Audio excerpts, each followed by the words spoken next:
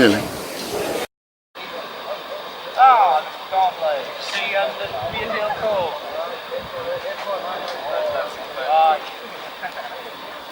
Hopefully you'll get a good washing when it's where it's kept.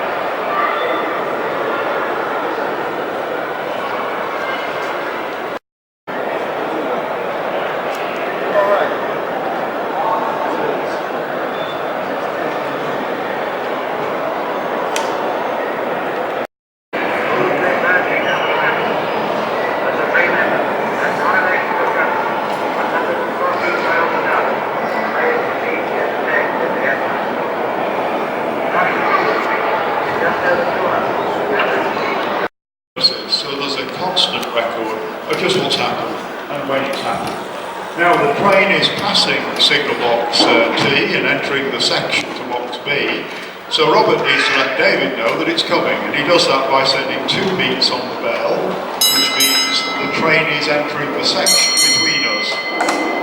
David acknowledges those 2 beats and he moves that blockage.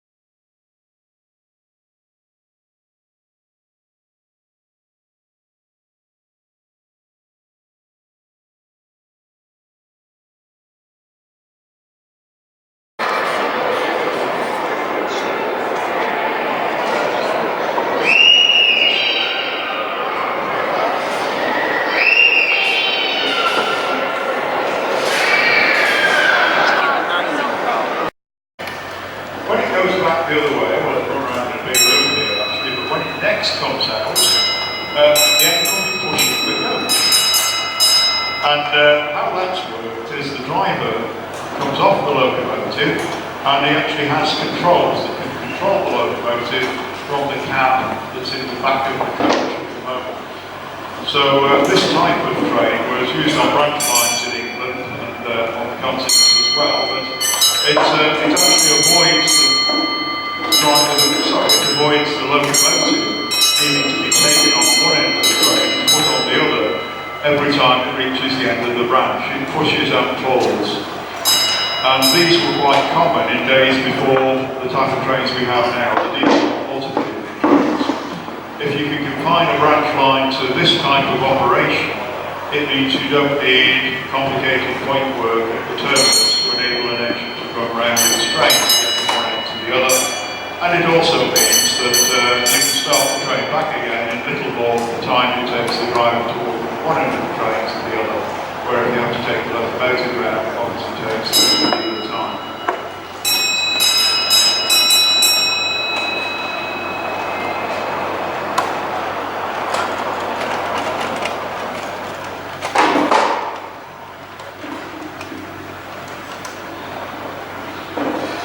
I think we should perhaps demonstrate how the signalling works again, because I'm not sure everybody was here last time we did that. Normally when we do these demonstrations, we do work to a timetable actually, and on the hour and half hour we do demonstrations, and we're a bit more joined up than we are today. We were in this morning for a party of scouts especially, and we decided to avoid Christmas shopping with our wives, etc., that we would stay a bit longer and pretend we were busy this afternoon as well. So there's not as many of us here, we're not as joined up as we normally are. But the principle that this method of signalling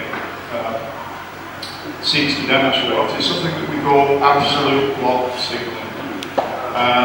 Only one train is allowed between the two.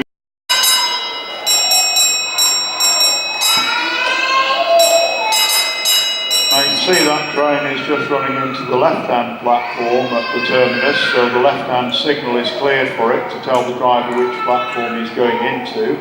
And I've just heard that the London Underground train has been signalled to come out of the terminus.